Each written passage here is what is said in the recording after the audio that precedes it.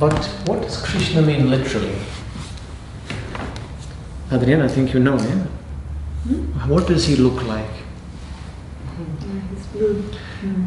Sometimes he's described as being blue, and especially not just the average blue, but blue like what they call in Sanskrit megha. Now megha is like the thunder cloud. It's almost black. Krishna literally in Sanskrit means black as a noun, and as a verb it means karshati. It means that which draws towards, which attracts you. So says that Krishna is like the black hole at the center of the universe. The idea in Indian philosophy, all of the teachings of yoga, they just came from the observation of nature.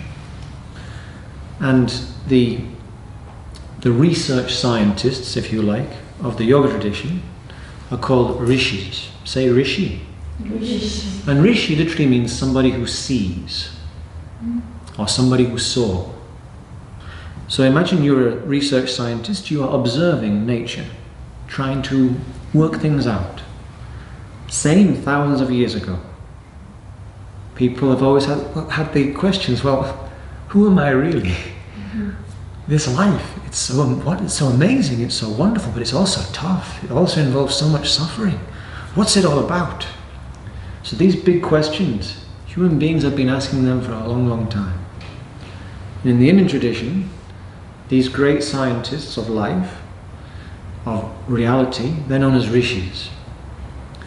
And the teachings of the Indian tradition, have you heard of the Veda? So Veda, it literally means that which is seen, which is revealed, like revelation. Like video, it's like you put it on the screen, you can see it. So Veda means revelation. And so there's the idea of a text which does not have an author. An unauthored text. When I first heard this idea, I thought, but it's a text. Somebody had to write it down, yeah? And then one of my Indian Sanskrit teachers... It can be a collective text. It can be a collective text, yeah, for sure. But one of my Indian teachers, I really liked his explanation. And he says, it's like one of your people. And he knows I'm from the UK, so I'm a Britisher from an Indian perspective. Isaac Newton, yeah? And the story goes, he was there, Isaac, sitting under the apple tree, one beautiful autumn day, contemplating the universe, and the apple hit him on the head. And my teacher said, very Indian image, don't you think, James? Sitting under the tree, just like the Buddha. Could be in Kashmir, they have wonderful apples there, yes. But the apple hit him and then he got it. He saw it. The laws of motion, they were existing before he saw it, and they still exist. He just recognized the truth of realities. This is the idea of Veda. Somebody wrote it down, but it's not like something they invented, it's something that was recognized.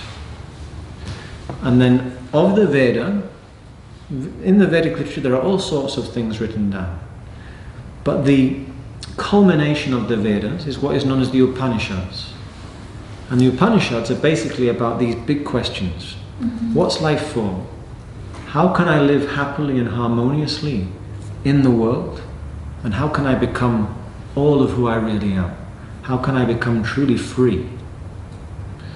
So these big questions, this is the questions of yoga. Now the Upanishads, have you read any Upanishads? What are they like? The Yama one. The Yama one. You read the Yama one? There are lots of them, yeah? And they're very different, every one. I read one about death, but I can't recall. So the one about death is one of the most famous ones. Does anybody know which one it's called? This is the Katha Upanishad. And you have this boy, and basically he has a conversation with death. And so there's an interesting setup, and it gets into what happens after death, what's life really all about. But every Upanishad is different. Different rishis recognized the contents, and even though they're recognizing truth, it's a human being who's recognizing it. So when they write about it, or when they share what they recognize, they share it through the lens of their personality. So some are quite poetic, some use stories, some make things very concise, but they're all different. So they're all spread out, if you like. But the Bhagavad Gita is a yoga text, so it brings them all together. And so the Gita is said to be the summary, or the distillation, of all of the Upanishadic wisdom. And chapter 2 of the 18 chapters of the Gita is said to be the cream, or the essence of that nectar of the Gita. So we'll focus especially these days on teachings from chapter 2. We will mention other verses from other chapters as well, but we'll really take as our foundation chapter 2, because it's really summing everything up. And in the Gita, we have the teacher Krishna. So there's the idea that this is, which is in the center of the universe. Now this idea of the teacher living in the center is an idea we find in many traditions. So in Costa Rica, I walked down the street and I saw, what religious symbol did I see? The church. And what symbol did I see on top of the church? The cross. I saw the cross. Yeah? So the cross is, you might say, a junction point, yeah, where different energies join. Well, the Catholic cross. Any cross, because the cross is a very ancient symbol. Yeah, but the Catholic cross, the difference is that it tends more towards rationality, towards the, well, some people interpret it as like the male dominance, than the earth that is like the woman, the feminine energies, and like the exactly like the balance cross is more. Ah, you mean with it like having the? Yeah. I see what you mean. The horizontal axis, more towards the head. There's another way to interpret that though. Another way to interpret is that the cross is the place of balance. And the longer stem is the tree of life. So when Jesus was crucified on the tree of life, in the place called Golgotha. So I went to Israel a few years ago and I went to Golgotha, and I'd forgotten that Golgotha means skull. But when I was there, I was like, wow, this is just like the chakras. Because the blood, they put the crown of thorns, and then the blood ran down from the Golgotha crown to the roots of the earth. So the tree grows out of the earth. Muladhara chakra, the root chakra. And the idea is that when Kundalini is able to rise, it rises when Agya chakra comes into balance. So when the two hemispheres of the brain meet and join. So maybe, for example, in the morning before you practice, do you do this? When you do Vande Guru Nam, you bring your hands together. Why do you bring the hands together? To balance the hemispheres. To balance the hemispheres of the brain. Because the nerve endings in the right fingers connect to the left hemisphere, and vice versa. So the idea is the connection is quite tenuous. It's just a small connection. When we do this, it gives a little bit of reinforcement. This is like a gesture of yoga, of gathering. So the idea of the cross, it says in the Bible, you have to pass through the eye of a needle, yeah? You have to bring yourself into that place of, basically you have to come to the center of the wheel. And the idea is that the Christ, or Krishna, notice how these words are basically the same word, yeah? Lives in the center, lives in our heart. If we can bring ourselves into balance, then these teachings that can guide us in the ways of harmony and integration, we can access them. So the Gita, yes, we have Krishna as the Supreme, and Arjuna, his student, as a very well qualified student. But the idea is this Krishna is also available within. So the teaching starts when Arjuna, the student, do you know when the teaching begins in the Gita? Kurukshetra. I was there, it's amazing. Ah, yeah. It's a really cool place. So Kurukshetra, what is this place famous for? It's like the battlefield. Where this, yeah. So in the Indian tradition, you mentioned yoga is about efficiency and it's very practical. So yoga recognizes that human beings, we learn in lots of different ways. Now, I've not been into the center of San Jose yet. Is there a place where people like to walk? Is that part of the culture, like like a park or a central area where people? So lots of people walking on the weekend, maybe, or out enjoying. No, it's more like a central avenue. Okay.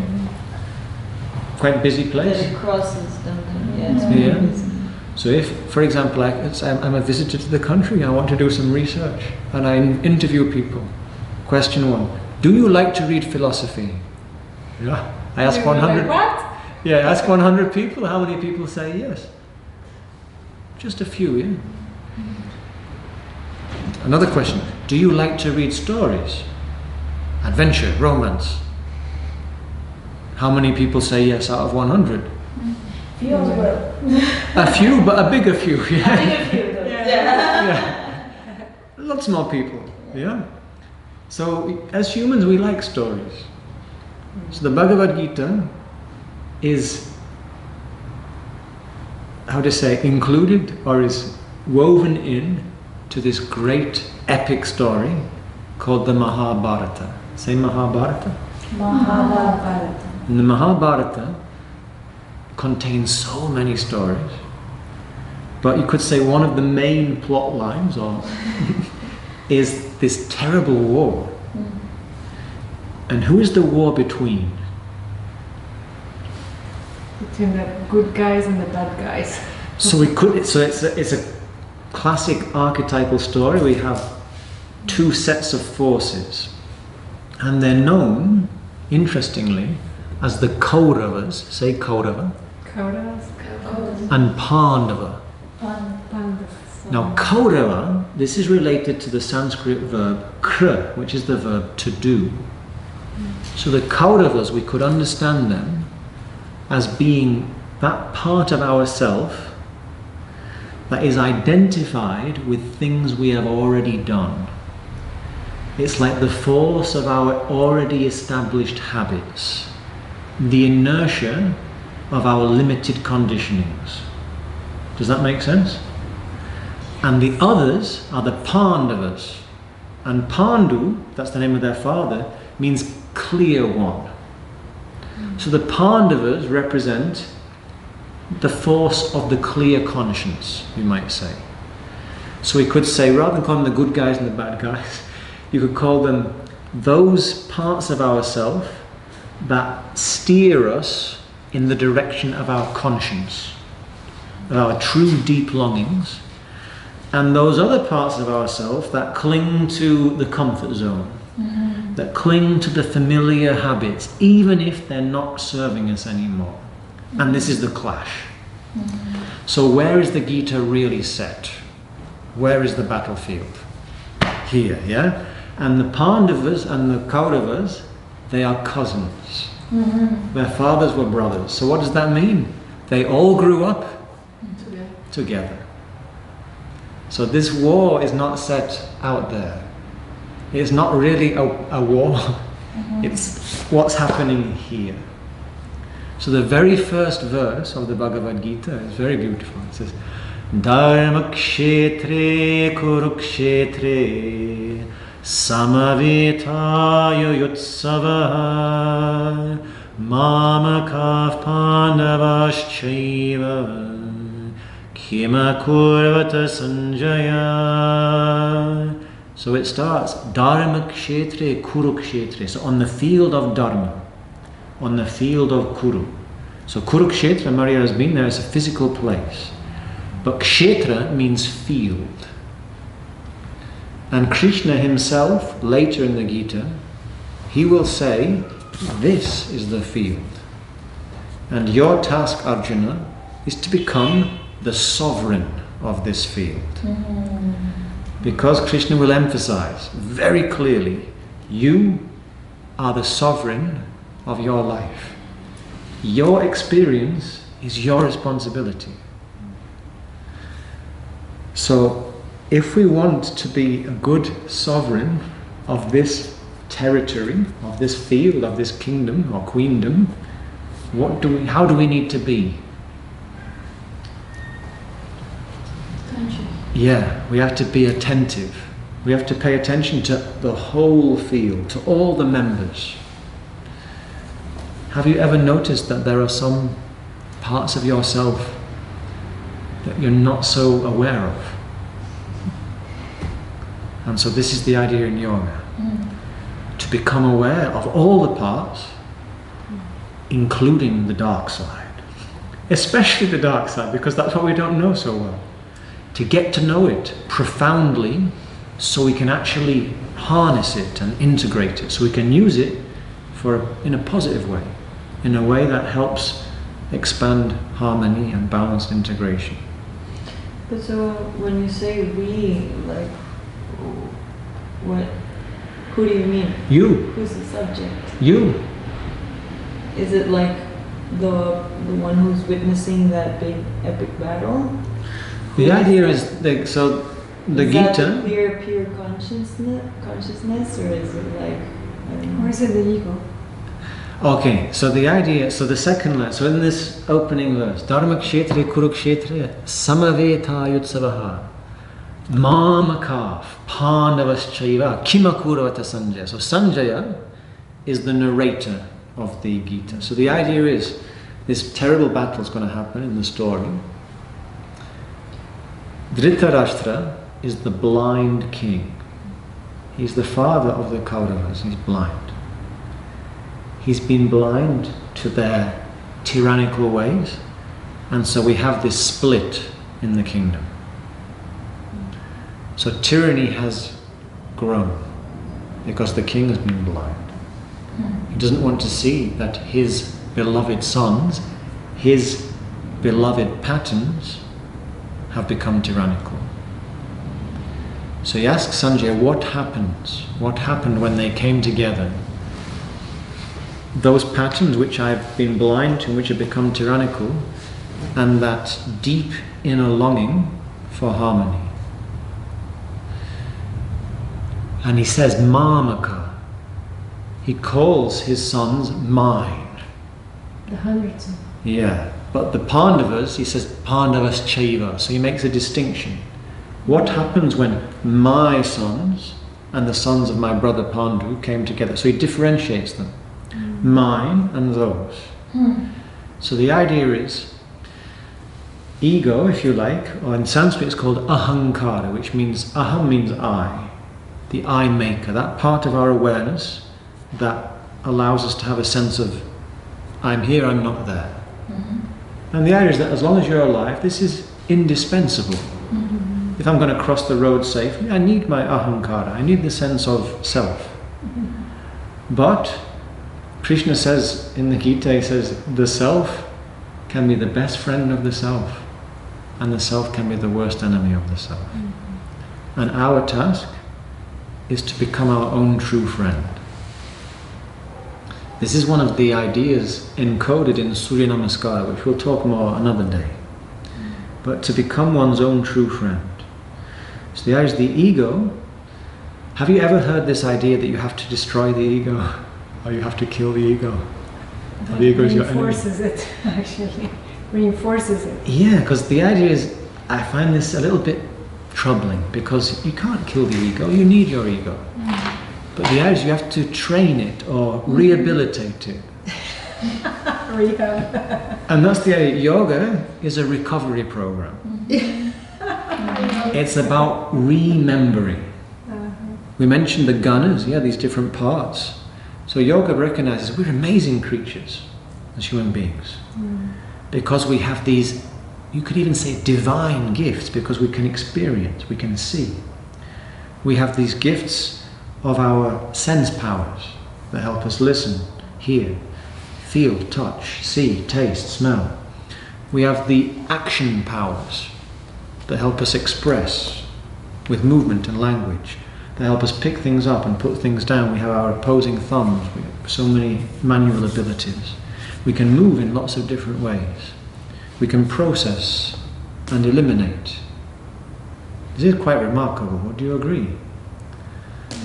So we have these amazing gifts, but sometimes we don't use them all as well as we might. Sometimes they function not quite in a cohesive way. And so the idea is, yoga lets us remember the true majesty of what we can really be, who we really are. Let us rehabilitate our innate capacities so we can live here and now more wholly, more fully. Yeah? So the idea is, who is the Gita addressed to? The Gita is addressed to the human being who acknowledges, I don't know. The human being who acknowledges, well, I'm not quite where I could be. I'm not quite fully integrated. So there are two qualifications for yoga. The first is to be born. Good news, yeah? So I'm already qualified. Yeah, we have half. Yeah. The second qualification Born.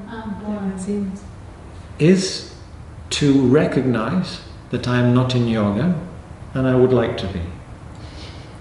It's to recognize that I am not there, that I am not everything I could be, that I can keep growing, I can keep learning, I can keep perhaps recognizing a little bit more, and that will continue. So this attitude of studentship, you might say, this is the other prerequisite. Because if we think, oh yes, I know, what happens to our capacity to learn something new? It's like we've closed the door to it, yeah? But if we say, well actually, I don't know, let's have a look, then we make ourselves more receptive. Well, that's actually the point of each practice. Yeah. To come to that like zero. So all the techniques in yoga are just designed to train us in the, let's say, the underpinning attitude of your attitudes of yoga. So when we do meditation technique or we do an asana technique, the idea is we're just training ourselves in the ways of being present. So who is it for? It's for any human being who recognizes, well, I'm not quite as integrated as I could be, and I'd like to do something about that. Does that answer the question, Arjuna? Yeah? So it's about integration. Yes. Always about integration. So, yeah. I always have the question, if these Vedas come from a religion? No. So, it's interesting that for me, like sometimes people say, well, where does yoga come from? And for me, yoga comes from the longing of the human soul or the human heart. And I feel that yoga is not just Indian. Yoga is the deepest longing of the human soul, and we can find its essential teachings in the wisdom traditions of every continent. So, Arjuna was mentioning earlier that there are some very strong similarities between the symbols of the archetypal figures in Central American mythology and tradition and in India. We mentioned the cross and the wheel. I mentioned like the center point. We find these in traditions from all over. So there has been religious practice built around or on top of the underlying philosophical structure of the findings of the rishis. But the Veda was not formed as a religion. The religion grew around these teachings. So you could say that what people nowadays call Hindu practice or Hindu religion is a religious interpretation of the Indian philosophical tradition. That's one way you could say it.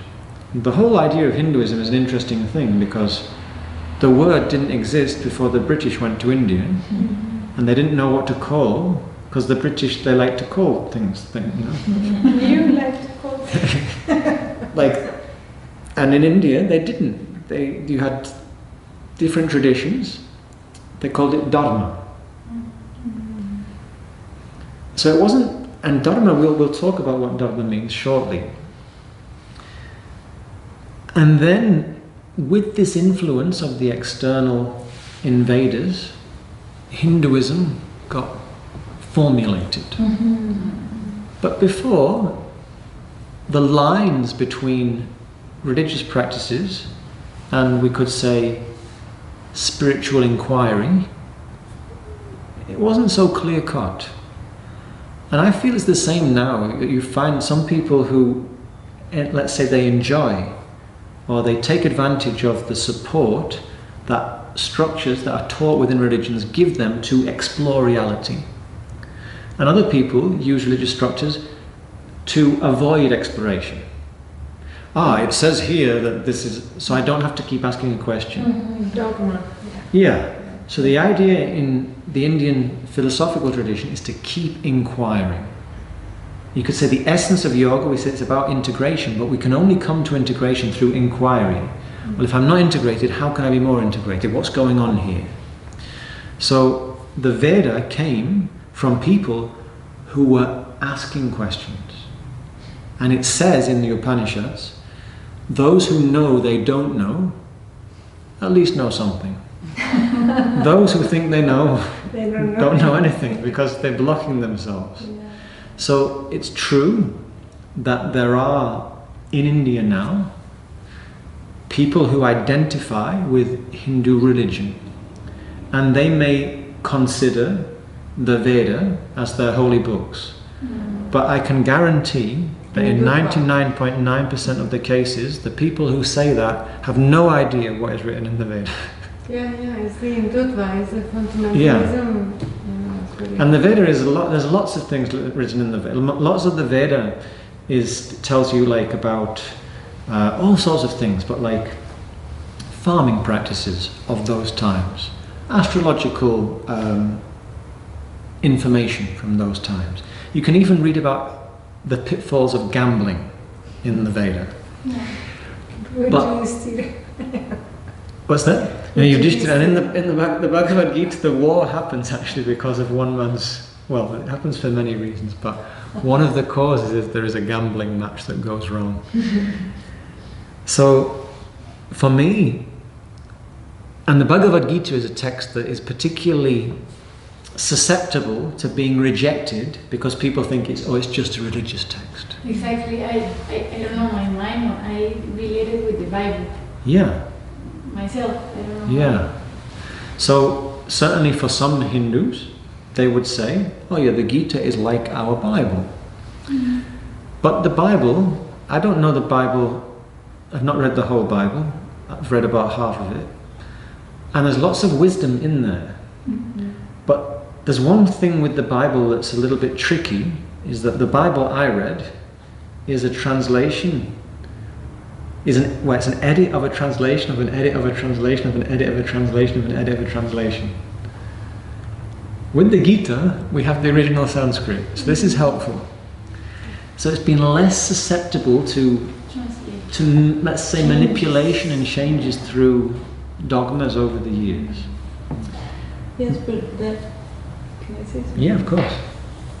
But that, at least with the Bible, that can also end up being some sort of a distraction from its true message, which is also to integrate you. Yeah.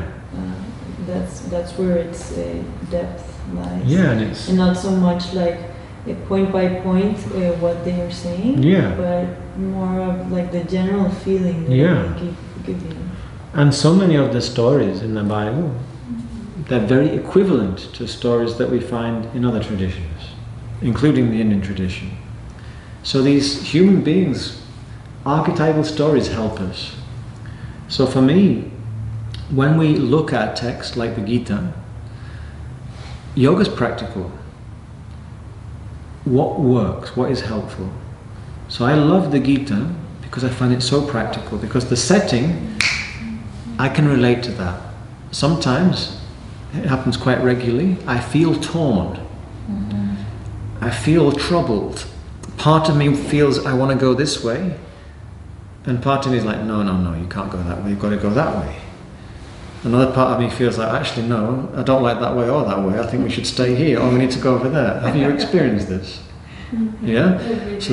Every day. So this is why the Gita is so practical, because this, let's say, civil war, this internal conflict, that's like a map of my day-to-day experience.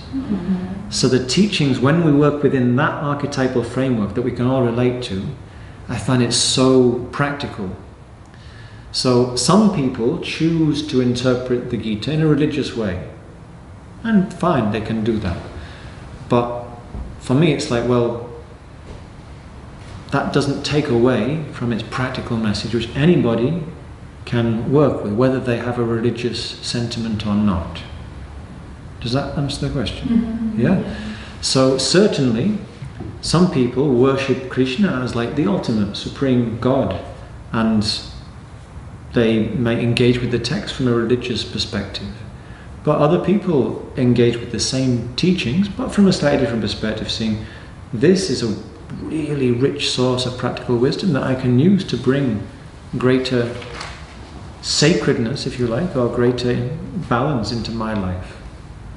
So, in the Indian system, just like I find, I don't know what it's like in Costa Rica, but for example, in the United States, where I grew up in England, and the Christianity that I was exposed to was very relaxed, very kind of easygoing. But I've met people from the US who were exposed to a Christianity which was very full of fear and corruption in the institution. And it's caused them to, if you just say the word Jesus, it makes them go, which to me is very sad, because many of Jesus' teachings are so practical and so helpful.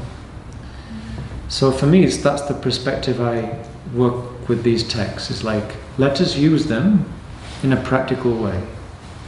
Let us remember that this is a support for a human life. It's not telling us this is the only way.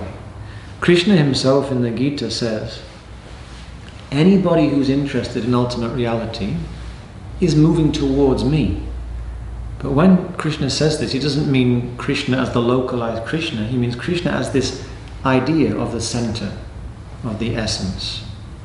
So that's the type of perspective I find practical. Yeah? Does that make sense? To say something. Like, what has really inspired me about the Gita throughout the years is that the Krishna is very, I wouldn't say he's like sweet, and he's kind of like, hey, get up and fight, you pussy. Okay, he's like very intense, straightforward. It's a very, and Arjuna is there crying and complaining, and all this like victimization, and he just comes and get up and get that sword, because you need to like hold this now and kill the people. So that's a very interesting and unique perspective of God. Yeah. Because usually, here, like in the Catholic, we go to God, and God is like almighty, and He's going to grant us our desires. Other gods are very like paternal, other gods are very wrathful. But this Krishna is very like, hey, let's get to business. Very pragmatic. Yeah. No, but that may be like in comparison to the like fatherly or motherly like abstract ideas of God, but at least you made the parallelism with Christ. Sure. Christ's personality was very cutting edge. Same. Yeah, too. Like he was a revolutionary. Yes. And so that's pretty awesome again, because they even shared like that profile of personality. No, and you know the story when Jesus was being born, Herod had heard the prophecy that there would be a child born who would be the king of the Jews. And so he gave the order that all the children would be slaughtered. Krishna, his uncle, called Kamsa, also heard a prophecy that the son of his cousin would be the end of him. And so he slaughtered all her children. But Krishna escaped.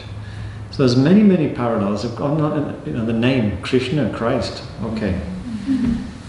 And Jesus said, "I come with a sword." Yeah, that very. And in the temple, that scene in the temple where there's making rages. And then when you go to the temple in Jerusalem, it's just a market. It's like.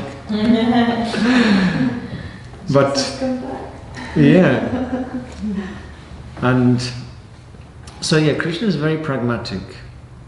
So it's interesting, Mariela, you mentioned this. Do you like Bob Marley? I like Bob Marley. Do you know my favourite song? Well, I don't know if it's my favourite, but one of my favourite songs. Get up, stand up. Yes. So this is what Krishna says to Arjuna, right at the beginning. So we have, this situation has emerged. There are the Kauravas and there are the Pandavas. The Kauravas, they have tyrannically basically thrown out the Pandavas and stolen their part of the kingdom. Krishna and other people have tried to find a diplomatic solution, but nothing doing. The tyranny has bedded in. War is inevitable. And then comes the fateful day, the day of the battle. Now interestingly, Krishna, he is kind of connected to both of them, to both sides. We can sing it later.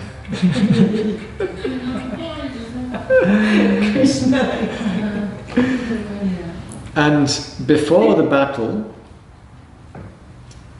there was the great question, who will Krishna fight with? Because Krishna, he's already fought in many battles and he's very powerful and he's got a very powerful army. He's not like a king, but he's kind of like a king because he's got his people that he grew up with and they're great warriors. Now, the Kauravas, they've been ruling in the capital city. The Pandavas have been in exile in the forest. So the Kauravas have had a lot of chance to build up alliances and they've got a very big alliance. The Pandavas have been doing their best and they've still got an alliance, just a bit small. But there's a key question, who will Krishna fight with? Now Krishna is very close to Arjuna, who is the middle of the 5 Pandavas. So the Pandavas, those forces, if you like, of purity, they are sons of gods, and the 5 of them are all quite close to Krishna, but Arjuna is like, Krishna is almost like his best friend. So the Pandavas tell Arjuna, you need to go and ask Krishna. The Kauravas, there are 100 of them. There were just 5 Pandavas, but there are 100 Kauravas. Tomorrow I will get your email addresses and I'm going to send you a document that illustrates the Kauravas and the Pandavas. Exactly, I'm trying to imagine how they look. Yeah. So, are you saying that to us, or are you saying that Krishna said that? Krishna said what? Give me your emails. I know. I'll send you the I will deliver it, which team I'm going. Do you have a printer at home or work? So maybe could I ask you to print out like a few extra copies so people but come? Just black and white. Yeah, that's fine. Sure. Yeah, so I'll send it tonight and then we can. So we have the 5 Pandavas and the 100 Kauravas. The eldest of the Kauravas is called Duryodhana. Say Duryodhana. Duryodhana. Can you guess what this means? The evil one. It means kind of that, but it means the one who is difficult to defeat. The one that is hard to conquer. Because he is the head of all of the conditioned ideas. So have you ever noticed that if there's something you've been doing for a long time, even if you realize, well, I don't want to do that anymore. If you've been doing it a long time, it's hard to come out of it. Yeah, have you experienced this? Because we do what we've trained to do. Have anybody ever tried to break a habit? Many times. And have you ever noticed that even when you're breaking the habit, sometimes it feels like you have to go around and around a few times before you can really break out of it? Yeah? So the idea is, you could consider it like a river, yeah? And sometimes because of the rocks in the river, you get little whirlpools. Yeah? Now one day, there's the idea of the river, where does every river flow to? The ocean. And the ocean is a great symbol of wholeness or totality. Yeah? It says that every individual drop, one day it will get to the ocean. So one day, have you read that book, Siddhartha by Hermann Hesse? Yeah. So it's a lovely book, and the main character goes to the river to listen to the river. So one time I was working in the mountains in Spain, where there is a river nearby. I thought, oh, let me go to listen to the river, like Siddhartha.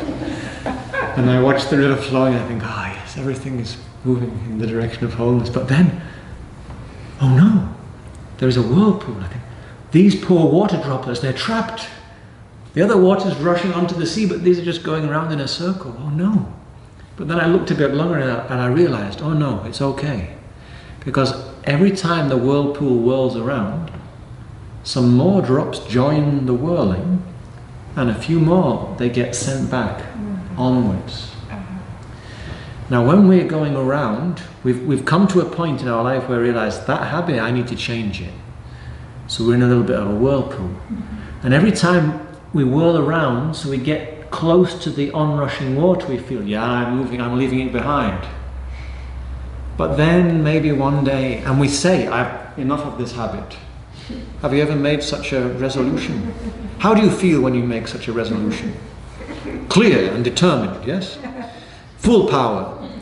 But then, some days you don't feel so clear. You don't feel so determined. You don't feel so full power. You feel tired. You feel afflicted. You feel, oh, I've been having such a hard time. You feel exhausted. You need the habit again. And then, because you made the resolution when you were very alert, but now you're not so alert. And so the system will do what it has been trained to do. And this is why yoga is a practice. It's like, hey, wake up. Again and again. Sometimes people say, oh, yoga, I just need to get awakened. No, when do you wake up? Every day.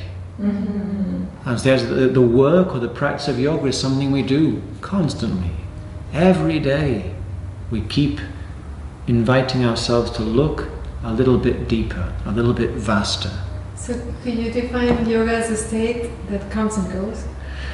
I think we can describe yoga as a state and as the mechanism or the practice to invite it. Okay. And yoga is not just the ultimate state. So it's in the Yoga Sutra, this gets delineated very beautifully. The Yoga Sutra defines yoga practice, is fantastic, the definition. It says it's the long-term, unbroken, wholehearted, dedicated effort to foster steadiness is yoga practice. So it's an effort, an engagement that is sustained without interruption, with real presence and a spirit of devotion. Then it will become well-rooted. Yeah, that's when it stops being a drill and it begins to be a surrender. Yeah, and an enjoyment. It becomes its own reward, yeah. Because the urge that practices its own... Why does yoga work? Because it's its own reward. When you make the effort to invite integration, that's not an easy effort to break a habit. But we keep at it because it gives us like a positive feedback. Oh yeah, it was worth the effort. This is tough, but it's worth it. It's like, when are people happiest? It's not, I just was at the beach on the weekend. It was very nice, but I wasn't lying down waiting for somebody to bring me a pina colada. I was playing in the ocean. When are people happiest? It's not when they're just lying down and someone brings them a drink. It's when you do something that you care about and you're engaged in it. This brings deep satisfaction. Would you agree? So the effort is its own reward. So actually yoga would be the action of engaging with something wholeheartedly. Yoga practice, I think you could say, is the action of engaging wholeheartedly for the sake of yoga, for the sake of integration. And it can be everything that we do. So sometimes we recognize, oh, I need to break this habit, but we lapse back into it.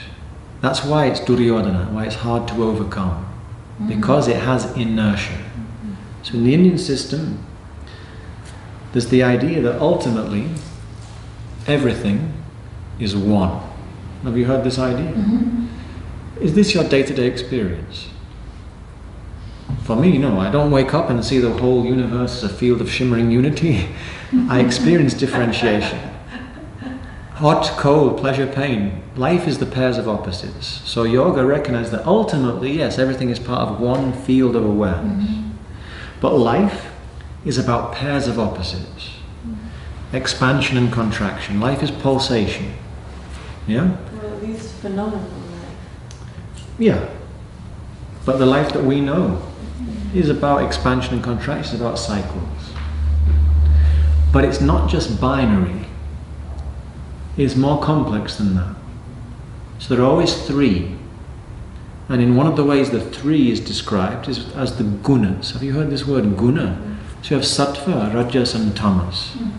So sat means existing. So the pure essential existence, the existing quality of a thing. A rajoguna, is movement or energy. And as long as there is life, as long as there is nature, there is movement, there is pulsation. Because what does nature mean? Naturaleza. What is it? Is movement, but it's that which is nat, from the Latin.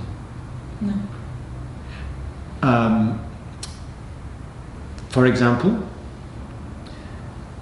Adriana has a young son, yes? So maybe he's now almost 2, yeah? But not yet 2. So 2 years ago, perhaps we could say Adriana was in the antenatal state, or the prenatal state, yeah? Yeah? So nature is that which is born. And what do we know about everything that is born?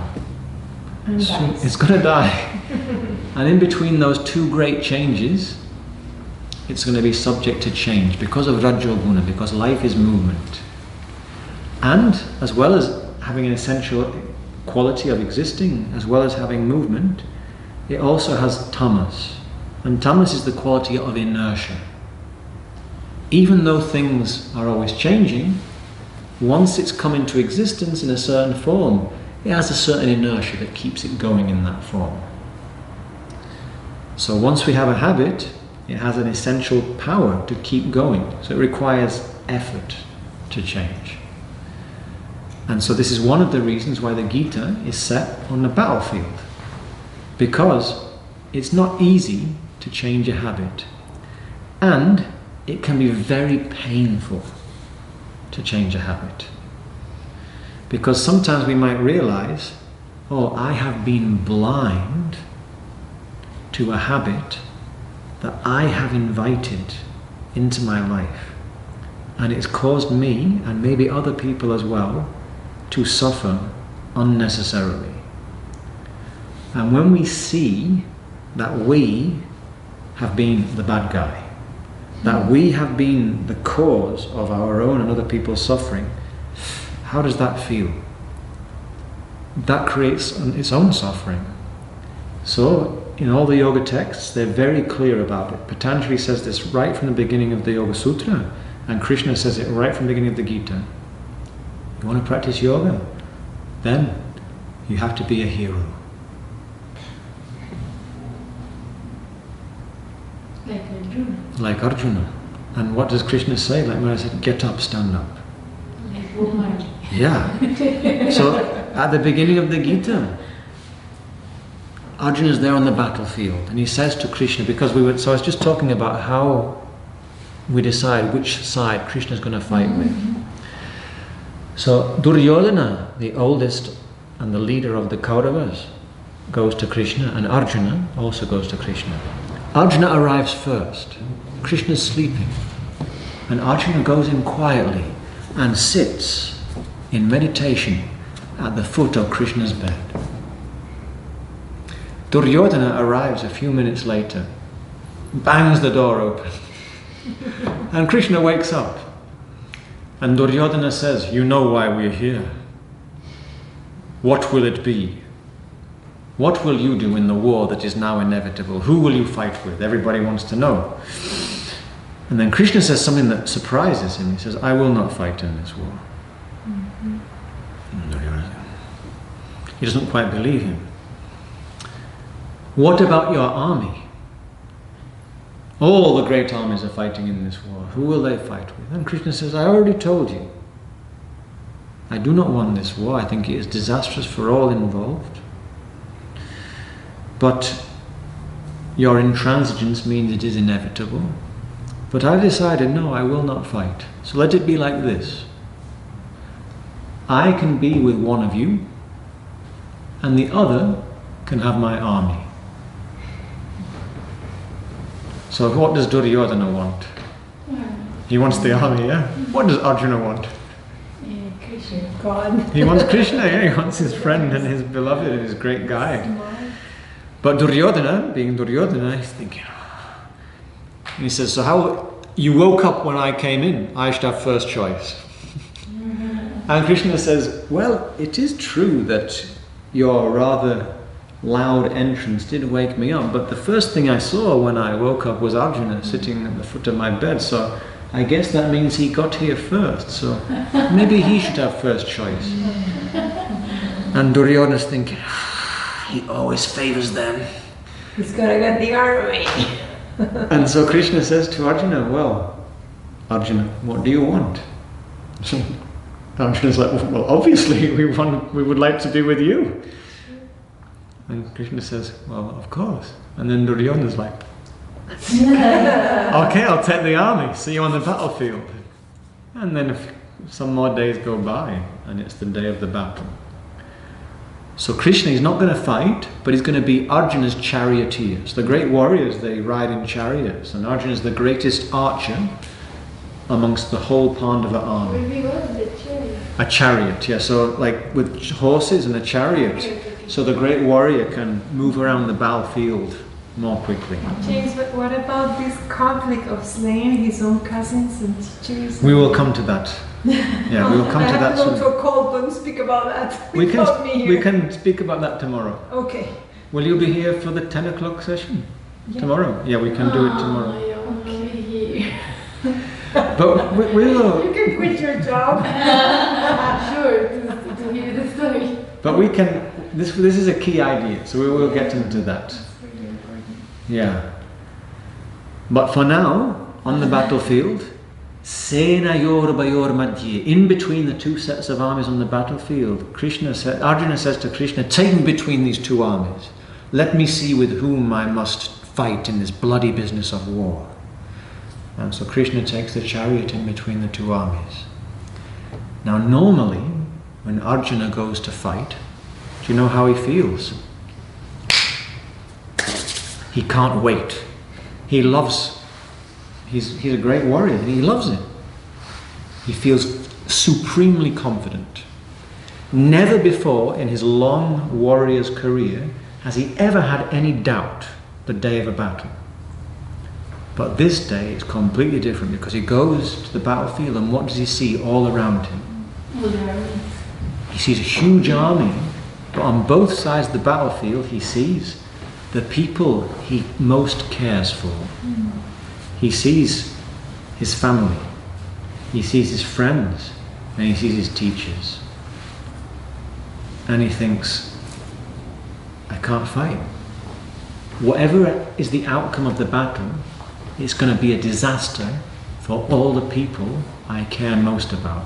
Because normally when he fights, he thinks, I'm going to be protecting the people I care for. But this day, it's not like that. And he doesn't know what to do. And this great warrior, who's normally so relaxed on the battlefield, his hair stands on end. His throat parches dry. his great bow, like a magic bow, drops from his hand and he collapses to the floor. And he says, I will not fight.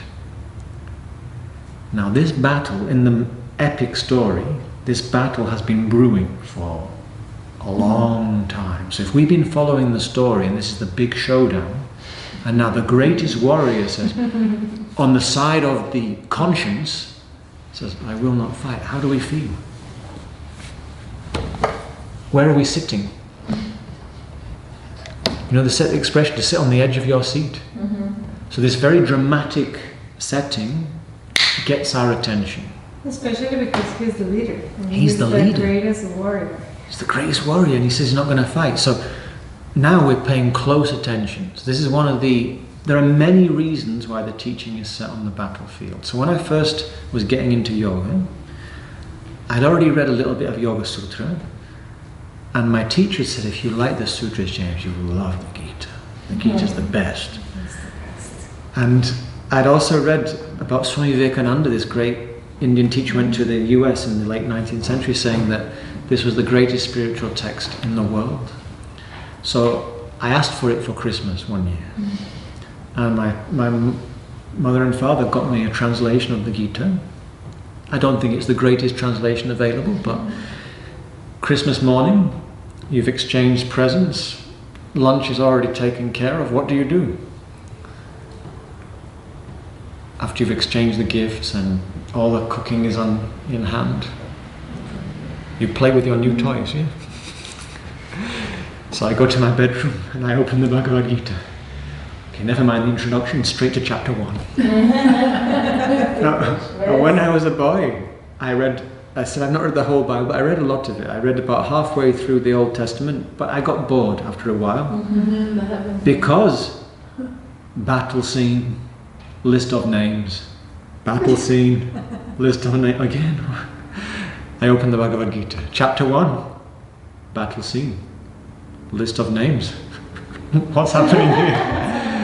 Again, I'm missing something, but very fortunately, just a few weeks later I studied it with my teacher from within the tradition, and then I got it.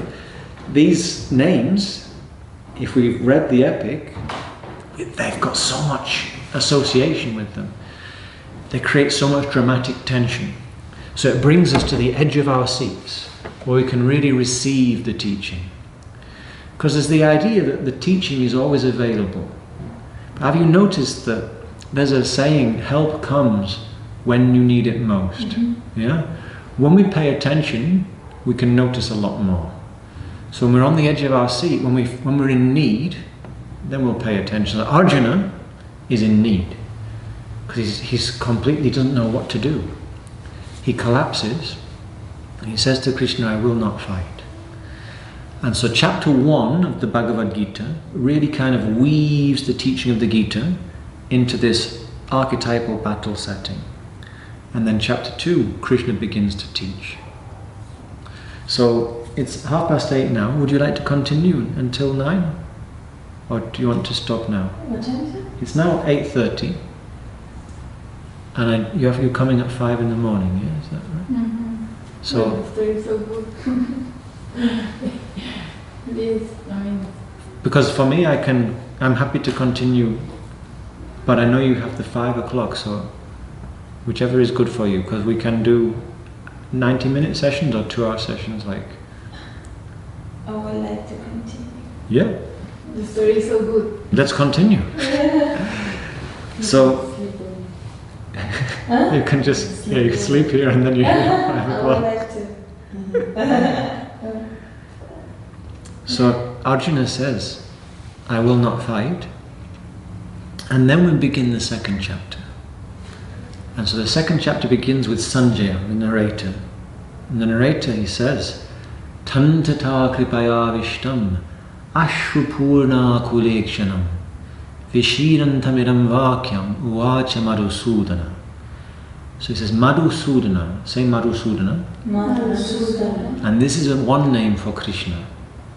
And it means the one who conquered the demon called Madhu. Now Madhu, in Sanskrit, means honey. Honey. Honey, or sweet, as well as being the name of this demon. So the idea that Krishna, this is a previous story about Krishna, he knows how to defeat terrible demons even when they are disguised as things that are very sweet. That's beautiful. So we mentioned one thing the Gita is about overcoming our limiting patterns, our limiting conditioned habits. So sometimes those limiting conditioned habits on the surface are very nice, yeah? So last week I was in England and I was staying with my sister, and one of her friends was staying, and he says, "Oh, I love sleep. Sleep's so good." Yeah? Do you like sleep?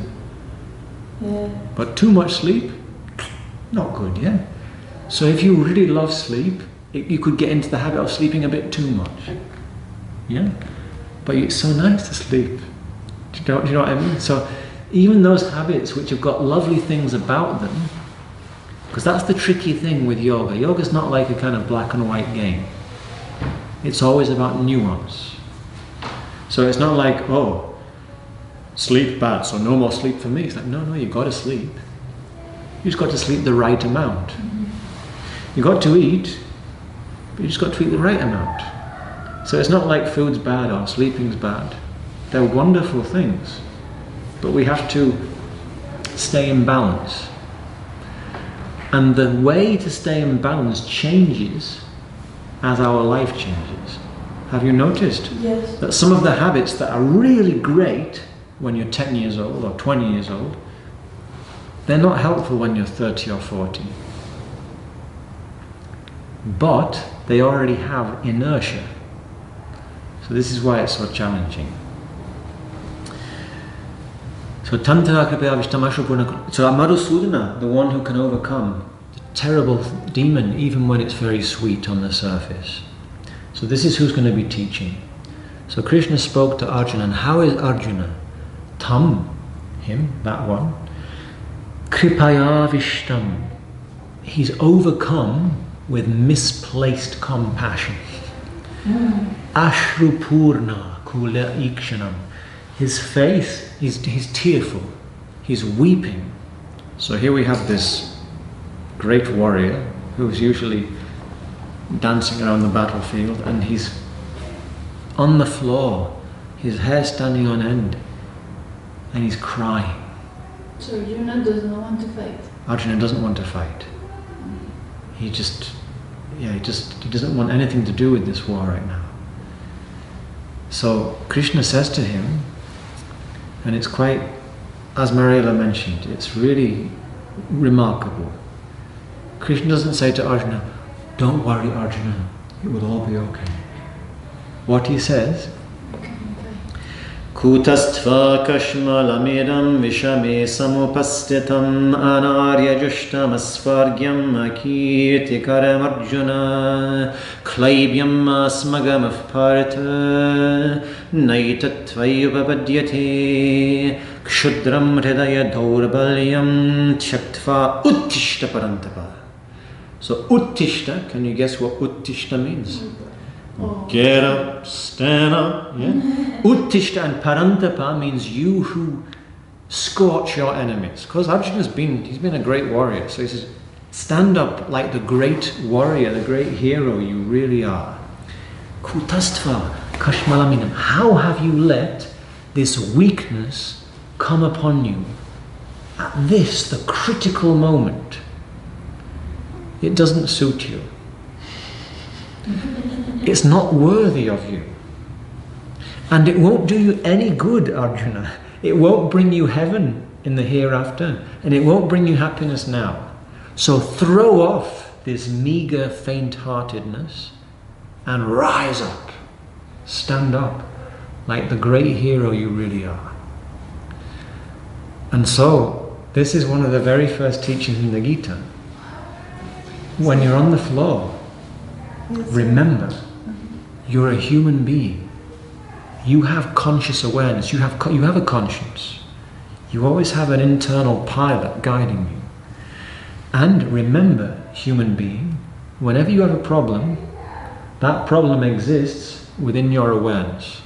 So your problem, this is one of my Indian teachers said, James, remember, your problem is smaller than you are. Because your problem exists within your awareness. Yes, Adrian.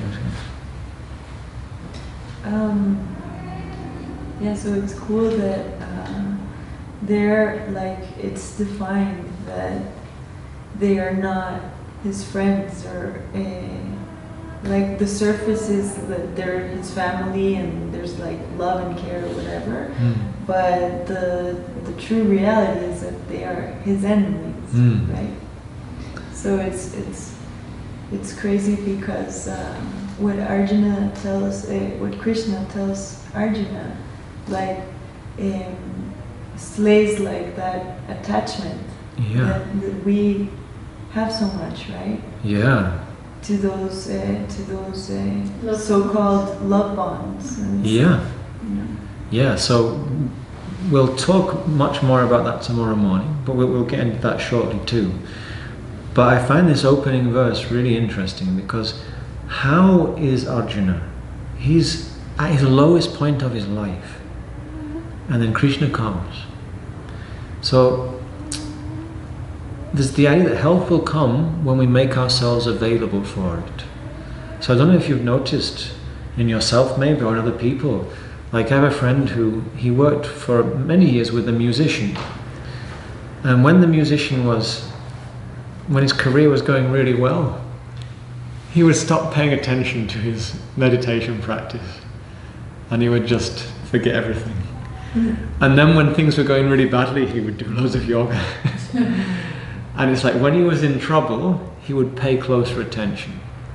And this is one of the ideas in yoga, is that we mentioned that Patanjalian Yoga Sutra definition of practice. It's all the time, without interruption, wholehearted, committed. And it's an effort. But sometimes we can get complacent.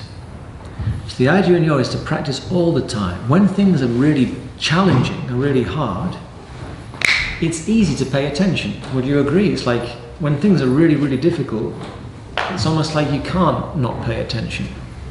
Yeah? When things are easy, it's easy to just not pay attention. So the teaching comes when he's in a tough spot. But Krishna's going to tell Arjuna, your challenge is to pay close attention when things are good too. Because you can learn from your pleasure as well as your pain. Life is going to involve suffering. This we can guarantee. But you don't need to be so pained by the pain of life. If you pay attention, you can transform it into a learning opportunity.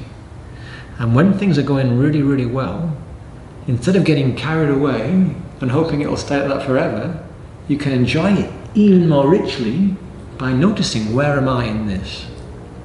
Yeah? So, Arjuna is in real need, and then Krishna starts to teach him. And the first thing he says, Arjuna, this kind of giving up, this is not good enough for you. It doesn't suit you. Put on a different suit. Put on the suit of the hero. The suit of the person crying on the floor is not worthy of you. However, do you feel some sympathy for Arjuna? Yes, because all around he sees the people he cares most about. So here is the moment that I think Arjuna or ourselves, we ask, what are we fighting for? Yeah, or we ask, Is it worth it? or we ask, why me? Exactly. Why do I have to do with this? Yeah?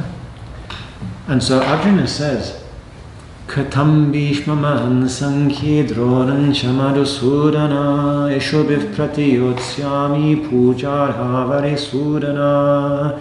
So he addresses Krishna and says, how can I fight with my arrows against Bhishma and Drona, who are his two great teachers in the martial arts? Bhishma is his general teacher, and Drona is his archery teacher. So there is two, let's say, his gurus. And so Arjuna says, Krishna, how can I possibly fight against my gurus with the very skills they taught me? With the very weapons they taught me how to use? That's crazy. Can you sympathize with Arjuna? Yeah. Yeah. And this is India. How are you supposed to treat the guru? No. Are you supposed to fire arrows at them? No. That's bad karma. If you are an archery student, maybe you fire arrows at the feet of your archery master. And you spell out, you fire them all to make a Sanskrit verse on the ground in praise and gratitude, yes? But you don't try to kill your teacher, generally speaking. So we can sympathize. But who are Bhishma and Arjuna continues, well, he says, as well as saying, how can I fight against them? He says, you know, if I fight against them, and if I kill them, everything I do hereafter will be stained with their blood. And he says, Krishna, I know what you're going to tell me. I know you're going to say that they're not being worthy of what they taught me anymore. They're not practicing what they preached. They are just out for their own short-term selfish ends. So they're no longer living up to their guruhood. And Arjuna says, I know you're going to say that to me.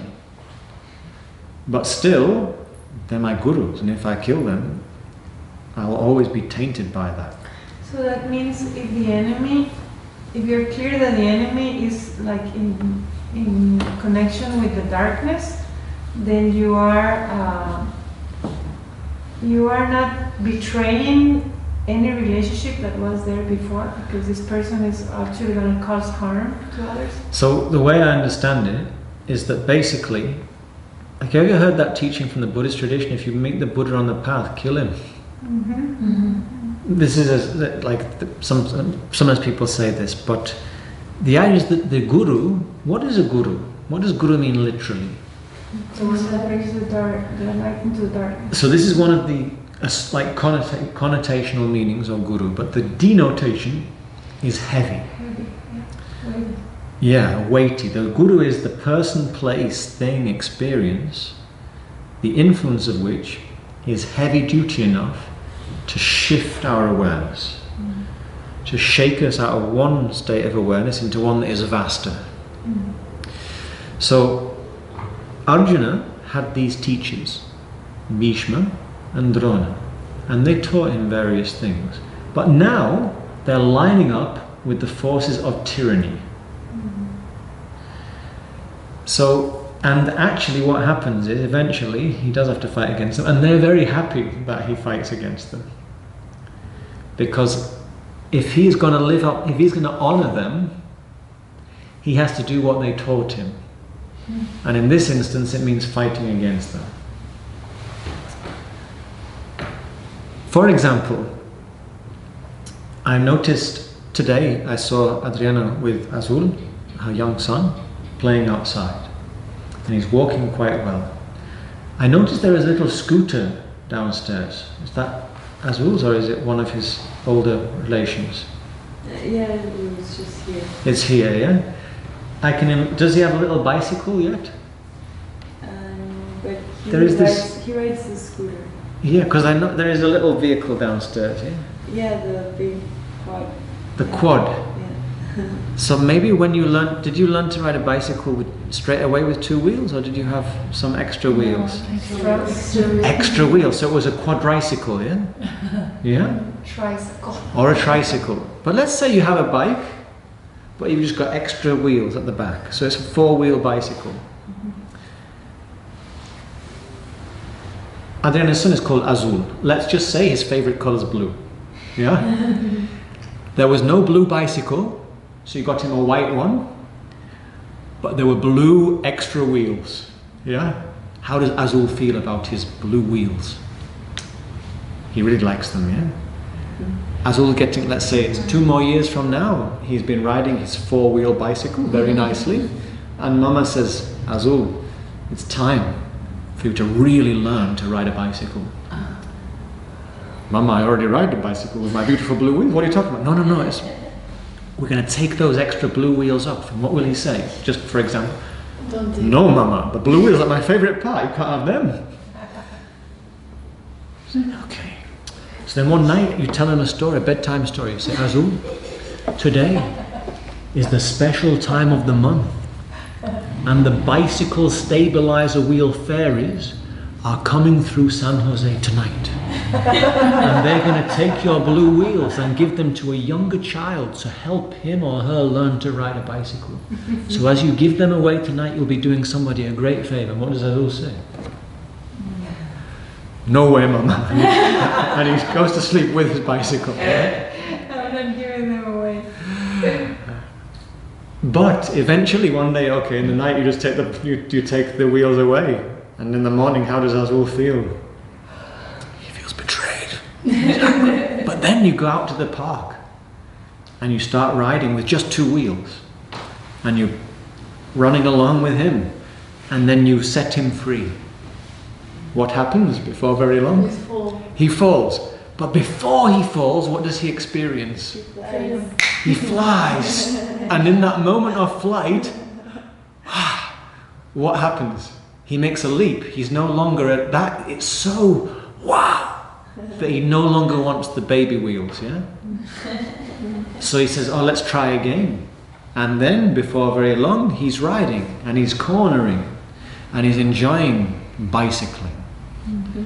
And the next week you go out again to ride in the park and you see, oh, look, Azul, there's some blue stabilizer wheels. Do you want to get them back? What does he say?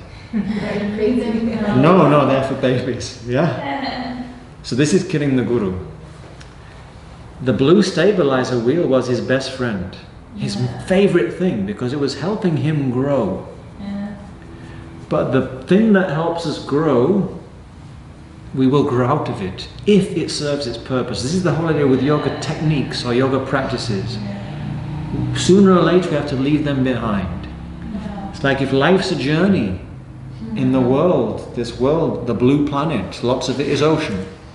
When you're crossing a body of water, your boat is your best friend, yeah? But when you get to the other shore and there's a mountain in front of you, what do you do with your boat? Thank you, boat. Goodbye. If you try to keep your boat with you, what happens to your chances of climbing the mountain and getting beyond them? You can't. The metaphor is really strong. Yeah. To kill the guru. Yeah. This is the thing with the Gita. The metaphors are very strong, and this sometimes, like I have an Indian friend who's in his 80s. He doesn't like the Gita. He's studied a lot of Indian philosophy, and for him the setting on the battlefield, he doesn't accept it. He says it's just wrong. But for me,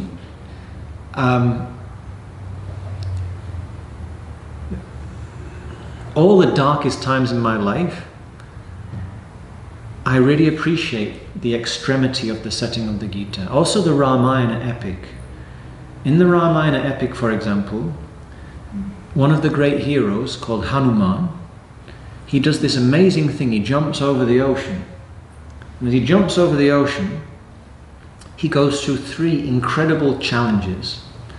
And all the people who live in the sky, the skywalkers, that's a Sanskrit word, the skywalkers, they're saying how amazing Hanuman is. Then he gets to the other side of the ocean. He's looking for Sita, Rama's beloved. He can't find her. He's just done this amazing thing. Everybody who's witnessed it thinks this is the greatest hero ever. And he can't find Sita, and Hanuman becomes suicidal. And in great detail, he contemplates suicide. He's really in the pits of despair. And the Ramayana is for many verses describing his suicidal thoughts. And I absolutely love that, because it's a thorough story. Many archetypal stories, they tell you the hero goes through a challenge, but they don't spell out how painful it is to face your own feeling that you're not good enough. Can you send us that too? The teaching of the Ramayana. Yeah, that part. We could even do a whole session on that part. Yes, we can, but let's see how far we get with the Gita. Please. Another 10, yeah. Another 7. what? 7. Not 10, at 7. At 7. The evening is very good for story time, yeah? So we can have some stories from Ramayana. I think I will dream on that. But so in the Indian tradition, like for me, this is realistic because I don't know about you, but I've found when I've been coming up against the things I've been blind to. So for example, in recent years, I've been absolutely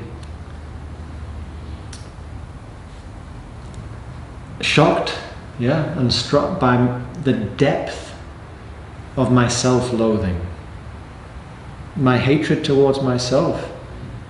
I saw it a few years ago and I think, wow. And then I start to work on it and heal it. And then it gets like, there is just every now and again I see how deep it is. How some of these limiting habits are so deep. And it's so, So for me, the extreme setting and the extreme metaphors are helpful because they remind us no situation is too extreme for yoga. When you find yourself in the pits of despair, that's normal. Every spiritual seeker, every spiritual warrior or a hero has to go to this very dark place. So well done. You're doing your work, and this is a normal place to find yourself. Every now and again you'll go through these cycles. So the extremity of the metaphor reminds us that these challenges are part of the game, if you like. When we look back, we realize, oh yeah, that really difficult situation was actually a wonderful formation. It really helped me. Have you had that experience? So later, Krishna will say to Arjuna, Arjuna, what are you complaining about? This is your lucky day. This is the greatest day of your life because now you're going to find out more what you're really made of. Now you can draw on all the wisdom, all the skillfulness that you have been developing up to now. You think this is too much. That's just a thought. When you stand up and face this challenge, you will discover, Arjuna, in a way that your mind will no longer be able to doubt much more of your true greatness. And when you pass through this, you will emerge the other side much more established in your warriorhood. Because if, Arjuna, you want to live in the hub of the wheel, if you want to live in the point of the cross, you have to pass through the eye of a needle. You have to be a true hero. And that's hard. You have to face up to the reality of the suffering of life without trying to run away from it. So you have to become prepared. And this is ideal. You've been preparing for this day all your life. So get up and stand up and do it, Arjuna. This is your opportunity. Stay steady and realize yourself. So I find the extreme, like my friend, he's called Raj, which means king. But for him, the potentially violent setting is not good. He doesn't like it. But I find it realistic because of the hellish sensation that it feels like sometimes when we're going through stuff. So I find the extreme metaphor actually has great utility. Does that make sense? And so to kill the... Sometimes you will think, okay, I don't have to kill the guru. Yeah, exactly. You think, I don't have to kill the guru. But actually, to kill the guru, that's very interesting. Thinking of Ramayana, for example. Rama kills many people, but it doesn't like... When he kills them, they rejoice because he sets them free. Mm-hmm. So the idea is, let's say, those stabilizer wheels, if the young child is attached to the stabilizer wheels, the young child is, in a sense, denying a deeper desire for greater independence and for flight. Of course, the child doesn't know that flight is a possibility, but there's something inside that is still pushing us on. And this is the idea I said earlier, is like, we're already qualified for yoga because we've been born. Because if you think where did we come from? There's many ways to answer this question. And one is that we came from unity. Because our mother and father came together and then we formed the sperm and the egg formed, and we made a first cell, and the first cell was the heart cell. And there's the idea that in the heart of every cell we know what unity feels like. But when we started to grow in the womb into this diverse, asymmetric being, this miraculous being with all these different parts, where were we living? What was it like in the womb? Do you remember? Constant food supply, steady temperature. It's the archetypal comfort zone, yeah? And it's even more the archetypal comfort zone. Soundproof, that lovely boom boom, boom boom, boom boom. And it's all we've ever known. So it's so much the comfort zone. But still, even though it's all we've ever known, we've got all the food we need and it's very cozy, somehow it starts to feel like it's a bit constricted.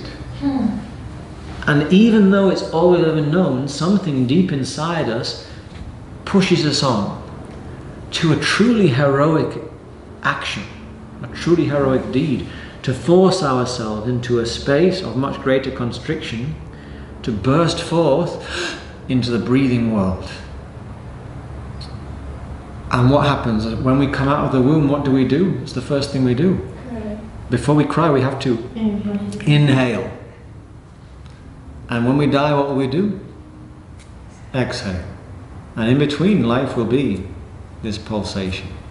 So as soon as we come out, we're initiated into the realm of the yogic warrior, or the spiritual warrior, because we've already done this great feat of moving from the familiar comfort zone into the much vaster unknown.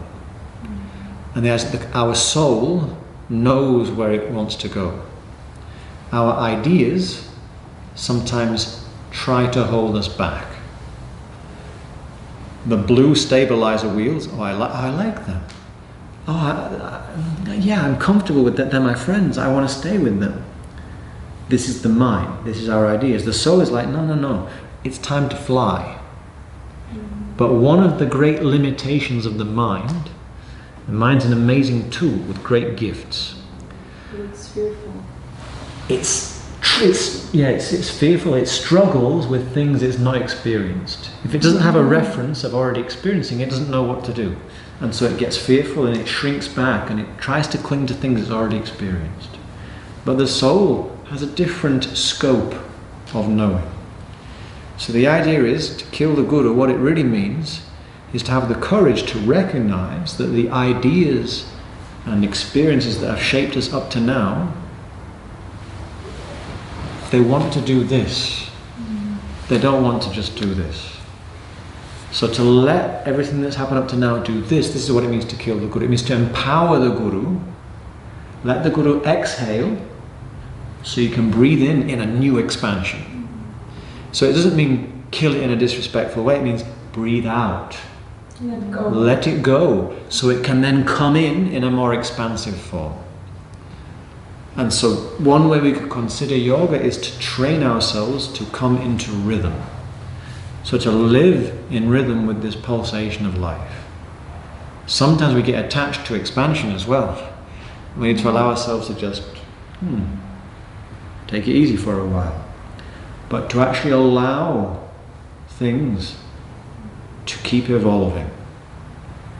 James, can you, maybe not now, but in one of the sessions develop about steadiness, because you said be steady. Yeah, this is coming soon. Come on, he's crying. Now this is so from here we're going to hear about, so he's spoken about the gurus, we're going to hear about the family members. Then we're going to have Arjuna's surrender. And then once Krishna begins, that's one of the main topics. So we'll get there tomorrow or the next day for sure. Yeah. At 7. Caro doesn't want to because it's the story, so you continue. But we will recap. We'll recap. And we can record. Yeah. Good. Okay. For tonight, though, I think is a good time to close because it's just gone 9 and you haven't, you're starting soon. Yeah. Can you just leave that there and sing for us while we're practicing tomorrow? What I could do is I could recite some Gita. Yeah. That was so cool today. So when I come in the morning, I might come a bit later than you. I might meditate first, and then I might come and I might recite for 20 minutes before I start to do some movements. Sure. So I just, wherever you are, just sit behind. We start at 5, so if we come at 6, Yeah, you know. like this. I think that's, yeah. Okay. So shall we close for today? Thank you. Yes. So we'll just sing a mantra together. We'll start with Om, and then with Om Shanti Shanti Shanti.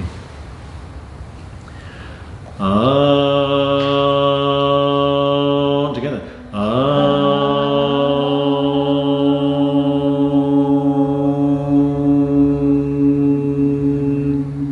Sahana Vavatu,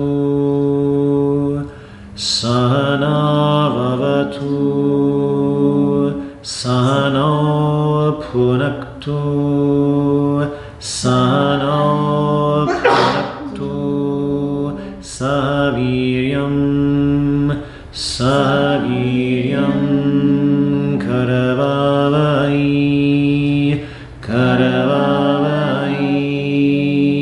Tejasvina, Tejasvina, Aditamastu, Aditamastu, Ma Vidveshavai,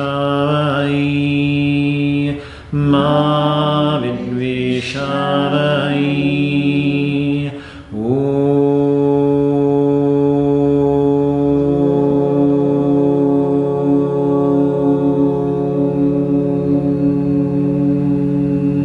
Shanti 3 times. Shanti, Shanti, Shanti.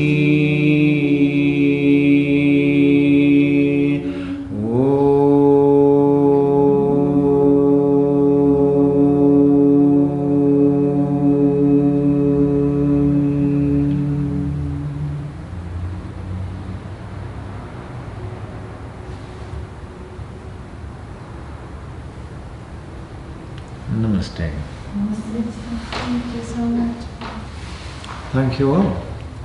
So we'll continue It was so tomorrow. beautiful. Thank you so Good. much. It's No, amazing. It's getting better.